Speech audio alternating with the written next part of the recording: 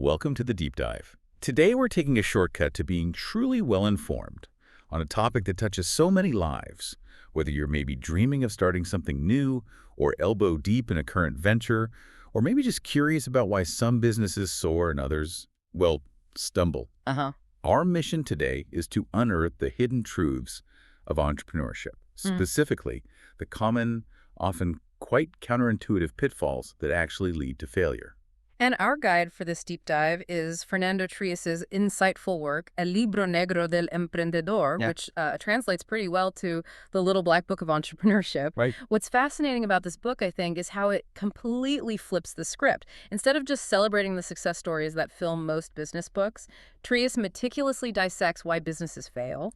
He argues that focusing only on what went right for the fortunate few is actually a flawed map. It doesn't really help most people. Exactly. We hear so much about the 5% that make it, right?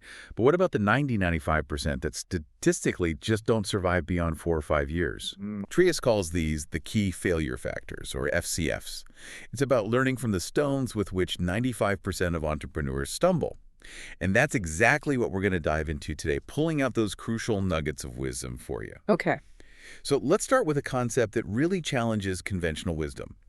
Many aspiring entrepreneurs begin with what they believe is a great idea. We've all heard it.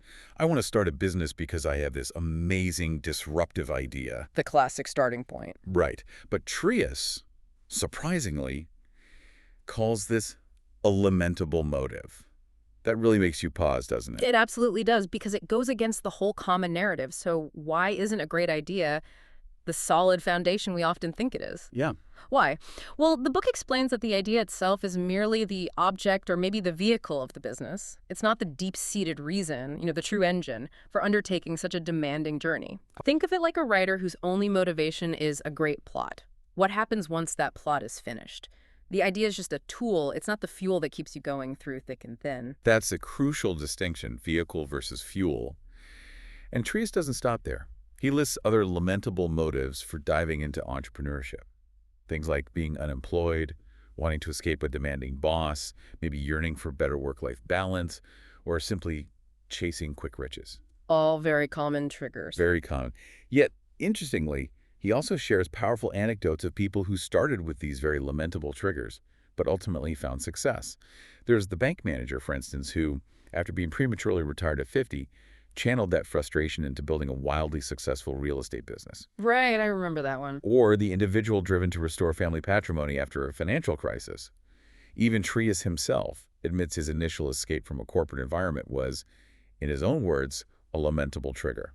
And these stories are key because they highlight the difference between motivo, the immediate trigger or cause, and motivation, the deep, enduring desire, or what he calls the true illusion. Motivo versus motivation. Okay. The trigger, whether it's unemployment, a bad boss, or even that brilliant idea, it kind of becomes irrelevant if it sparks that genuine internal motivation to undertake per se. Well, I see. Without that deeper drive, Trías labels them carambola entrepreneurs or fortune testers, essentially people who are just, rolling the dice, hoping for a lucky shot, rather than building on genuine, lasting intent. Like playing billiards and hoping for a fluke shot. Exactly.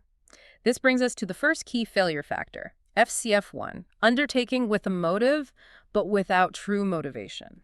So for you listening, if your primary drive is purely external, maybe an escape from a bad situation, or just a captivating idea Trías suggests you might be building on shaky ground, it's really about finding and nurturing that inner spark, that illusion that makes you truly want to be an entrepreneur, irrespective of specific venture. That's a fundamental reframe, isn't it? It really is. It shifts the focus inward. Okay. So once you've hopefully squared away your inner why, the book then pivots to the very nature of a true entrepreneur. It's not just about what they do, apparently, but intrinsically about how they face the world. Indeed. The book introduces concepts like fake entrepreneurs. You mentioned this earlier, the NIF entrepreneurs, who think simply forming a company, getting that tax ID, makes them an entrepreneur. Right, like it's just a box to tick. Or the happy idea entrepreneurs who believe their idea is some kind of panacea.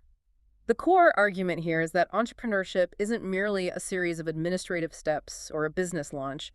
It's actually a profound way of living, a mindset. And Trías illustrates this with a brilliant analogy.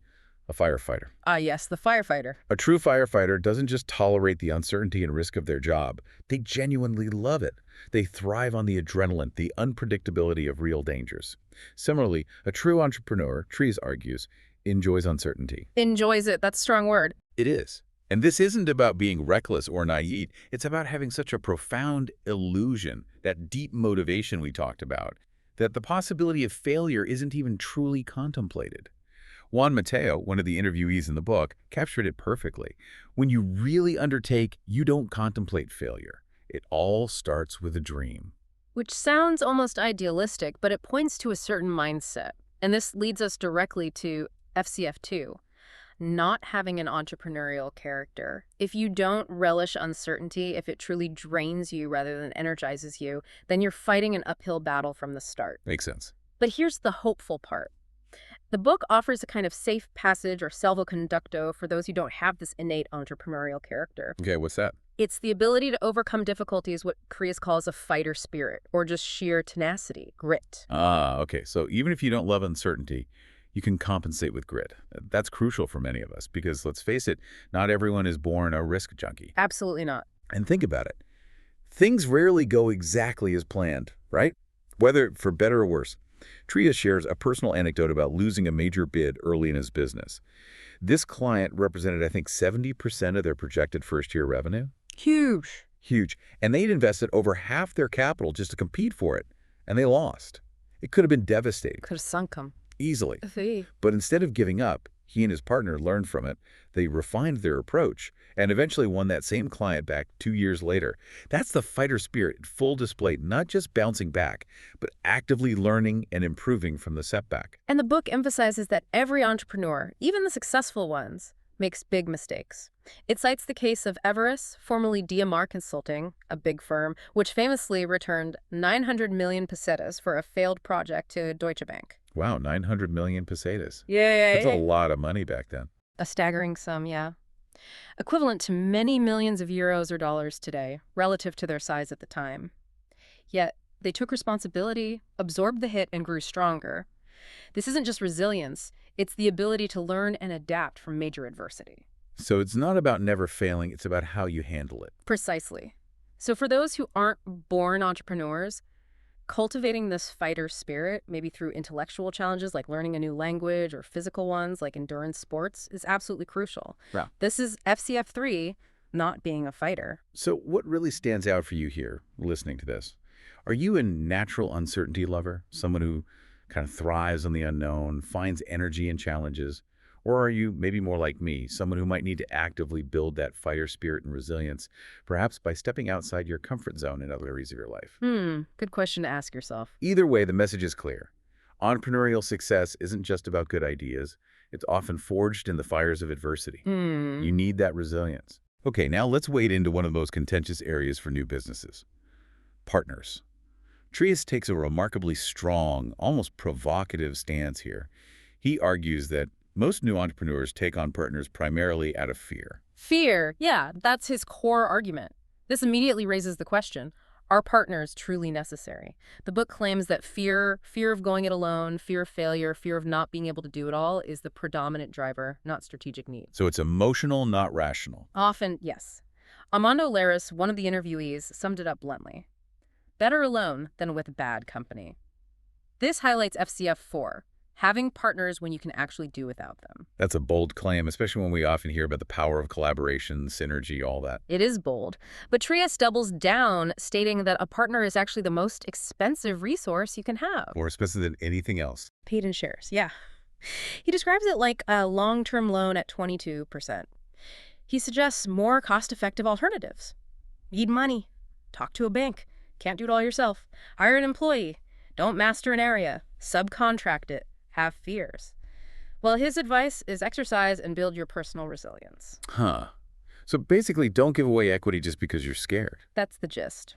A partner isn't a free resource. They cost you a piece of your future, potentially a very large piece. The author really stresses that while the loneliness of command is real, embracing it allows for incredible speed in decision-making. Which is crucial today. Absolutely. A critical competitive advantage in today's fast-paced environment. His interviews revealed that a staggering 95% of experienced entrepreneurs, if they were starting over, would choose to go it alone. 95%? That's huge. It's not about being antisocial. It's about efficiency and maintaining clear, singular leadership, especially early on. But, okay, life isn't always solo. Sometimes you do need partners, maybe for essential capital you can't borrow, or to cover a truly critical knowledge gap, like deep sector expertise you just don't have. So if you do go down that path, how do you choose them? Right, the book offers a framework for that too. And the first criterion might genuinely surprise you. It's not skills or money. What is it then? According to the interviewed entrepreneurs, it's honesty and aligned values. They come first, even before technical skills or raw intellect. Values over brilliance. Yes. As Trías puts it, it is much better a mediocre partner whose principles are well aligned with yours than a brilliant scoundrel. This underscores FCF 5. Choosing partners without defining relevant selection criteria, you absolutely need to know their character, their integrity, before you even look at their resume or their bank account. That makes sense. Trust is foundational.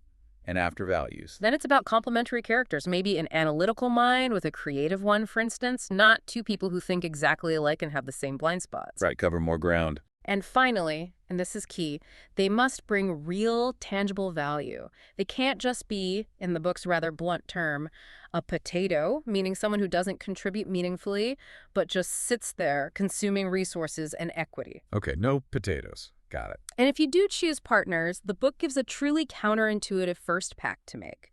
Agree on how you will separate. Wait, agree on the divorce before the marriage. Exactly. Just like in a marriage prenup, it's far easier to agree on the division of assets, clients, or responsibilities when you're still friends and optimistic. This prevents those bitter scenarios, like the dental practices Trías mentions, splitting acrimoniously over who gets which patient list or piece of equipment. That's actually really smart, if uncomfortable to discuss up front. Very smart. And this ties into FCF 6, going in with equal shares when not everyone contributes the same. Contributions, whether it's money, assets, or just sweat equity, dedicated work, must be valued fairly. They shouldn't all be mixed equally like Nocilla chocolate spread, as he puts it, where all ingredients are homogenized regardless of cost or quantity. Ah, the Nocilla analogy. So 50-50 splits are often a mistake unless contributions are truly equal. They can be a major source of friction down the line, yes. The book meticulously lists common reasons partners fight. Disputes over who contributes more, different levels of efficiency, clashes in work style, fundamental distrust building up. All relationship stuff. Exactly. And crucially, changing personal and business goals over time. Trías notes that the hardest part is often when one partner begins to hide their shifting objectives, maybe wanting to exit while the other wants to double down, leading to a deep sense of betrayal. Ouch. Communication and trust are absolutely vital. If you feel you can't talk about anything, the good, the bad, and the really ugly with your partners, the relationship is almost certainly doomed. This leads to FCF 7, lack of trust and communication with partners. So, for you listening, the message is stark but clear. Partnership is described as being like a credit at 22%. It's expensive equity-wise, and it comes with inherent high risks. Choose wisely, value contributions fairly, and as strange as it sounds, plan for the exit before you even start the journey. It's the ultimate stress test for your potential partnership. Well put, it forces honesty. Okay, moving on. We've all heard the saying, it's not what you do, it's how you do it. This deep dive into Trías' book powerfully reinforces that idea, especially when it comes to what most people consider the Holy Grail, the great idea. Right, the happy idea. Trías has a wonderful, if slightly cynical term for those who hoard their ideas. Gollum entrepreneurs, my precious. He argues forcefully that the idea is the least important thing. What matters is the form of the idea. He recounts stories of people being overly secretive about supposedly revolutionary ideas. Like what? Oh, things like laughing sounds recorded for babies, or round-edged doors to prevent kids pinching their fingers in kindergartens. Seemingly clever concepts, right? But they turned out to be deeply flawed in execution or market acceptance. This brings us to FCF 8. Thinking success depends solely on the idea. So the insight isn't the idea itself. No, the real insight, he suggests, is that ideas are cheap. Everyone has them. What truly holds value is the relentless dedication to making that idea a reality, refining its form, often through countless iterations and overcoming challenges no one else even sees coming. That's a powerful reframe. He gives the example of Imaginarium toys that are educational and cheap. On paper, that sounds, okay, maybe nothing groundbreaking. Right, not revolutionary on the surface. But its immense value, its success, was in its execution, its form, the store design, the branding, the whole experience. Or Fresco, that salad and pizza buffet concept that many seasoned restaurateurs thought was completely unviable. They thought it couldn't work financially. Exactly. Yet, it succeeded due to its modern approach, its healthy focus, and an innovative all-you-can-eat model that tapped into a new customer desire. The book clearly suggests that it's much better to have a mediocre idea brilliantly implemented than a brilliant idea poorly implemented. Execution eats ideas for breakfast, essentially. The true test of your idea isn't just what you sell, but why customers will genuinely buy from you again and again. Can you explain your unique advantage in 30 seconds? Is it truly better, or is it significantly cheaper? Or different in a way that matters? Great question. And Trías urges, don't hide your idea like Gollum. Share it, test it, get feedback early and often to refine its form. Secrecy, he implies, is often just a refuge for those who rely solely on the perceived brilliance of the idea itself, rather than on their ability to rigorously execute it. Okay, so idea is secondary to execution. What else? This leads us to another crucial, often overlooked element. The sector. Yes, the industry you choose to play in. Trías argues that consciously choosing your sector of activity should be a deliberate, strategic decision, not just a random consequence of some idea that happened to captivate you. This seems like a blind spot for many new entrepreneurs. It really is. This is FCF 9. Entering sectors you don't like or don't know.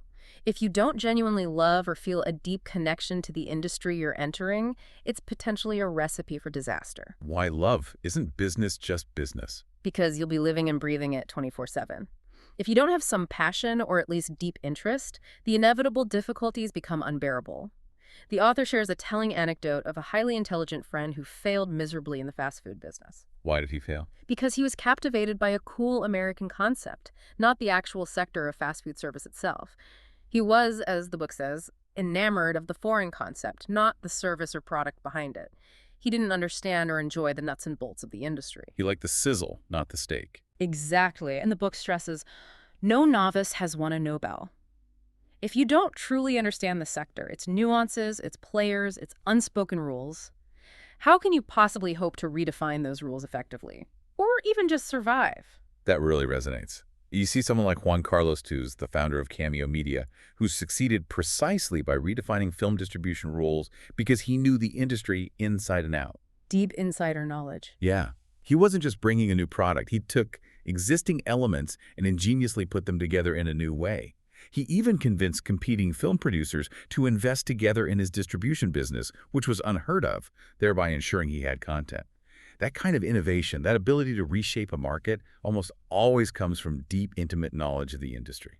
So, if you absolutely insist on entering an unfamiliar sector, the book offers remedies, but they require real effort. Talk to lots of experts, listen hard. Better yet, go work in the industry for a few months, even if it feels like lost time. It provides invaluable hands-on experience. Or, if you can't do that, bring in an experienced partner who does know the sector deeply. So mitigate the ignorance somehow. Right. The goal is to avoid FCF 10, choosing unattractive sectors. The best sectors, Trías says quite poetically, act as their own bank, overflowing with liquidity and opportunity, making it much easier to secure financing, find customers, and generate revenue. Interesting concept, the sector as a bank. Okay. So as you consider your next move, you should ask yourself these tough questions. Does your chosen sector actually grow? Is it inherently profitable? Or are margins razor thin for everyone? Good point. Is there already fierce, entrenched competition that will bleed you dry? Does it require huge, prohibitive investment just to get started? Is the broader economy currently in an expansive cycle that favors your specific sector? And here's a fascinating one from the book. Is the general management within that sector typically unprofessional, leaving a clear opening for you to excel simply by being more competent?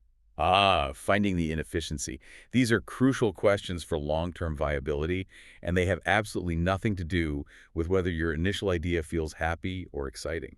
It's about the playing field itself. Exactly. Choose your battlefield wisely. Okay, finally, we arrive at the often undiscussed personal side of entrepreneurship and the formidable challenges of growth. Many aspiring business owners, I think, overlook how deeply their personal needs and financial realities intertwine with their business. Definitely. This can lead to unexpected and sometimes devastating hurdles down the road. This brings us to FCF 11, making the business depend too much on family needs and personal material ambitions. What does that mean exactly? The book stresses the absolute importance of having a financial cushion savings for at least 2 years of living expenses, ideally, or perhaps a supportive partner's reliable income. This provides crucial breathing room for the business to find its feet and grow without immediately having to support your lifestyle from day one. So you're not draining the company dry just to pay your mortgage. Precisely. It also advises integrating your realistic personal income needs into your business plan from the very start, and always assuming the worst-case scenario when calculating costs and timelines. Be brutally realistic. And a stark warning tied to this. Don't start living like a rich CEO from day one. Oh yeah, big trap. The book strongly recommends an austere lifestyle during the early years to maximize the business's financial autonomy. Don't be too quick to distribute profits or buy fancy company cars for personal use. Every penny counts, and every unnecessary expense is a potential drain on your venture's fragile lifeblood. And crucially, perhaps most importantly on the personal side, the author emphasizes the absolute need for unconditional family support. Unconditional. That's strong. It is. One particularly emotional testimony in the book recounted how an entrepreneur on the absolute brink of giving up was told by his wife, "Look, we have the house, we'll sell it, and we'll rent if necessary. You go on, I'll hold things up." Wow. That's incredible support. Incredible. Without that kind of unwavering, almost sacrificial support, the immense pressure can easily become too much, leading to FCF 12, entrepreneurship without fully assuming the massive impact it will inevitably have on our life balance. This one is a big reality check, I think, especially because so many people say they start a business seeking better work-life balance. Ah, the irony. But Trías completely flips that idea on its head. Entrepreneurship, particularly in the early years, he says, is a full-time, full mind, and full soul commitment. It's 247. You don't really disconnect. Your mind is constantly churning on the business, isn't it? Whether you're at a family dinner, trying to relax on a weekend, or even just trying to fall asleep at night, the problems follow you home. So while entrepreneurship offers potentially immense satisfaction and a unique sense of purpose, it's generally not about finding equilibrium, especially at first. Not at all. It means your personal life will be deeply, inextricably infused with your professional problems and triumphs.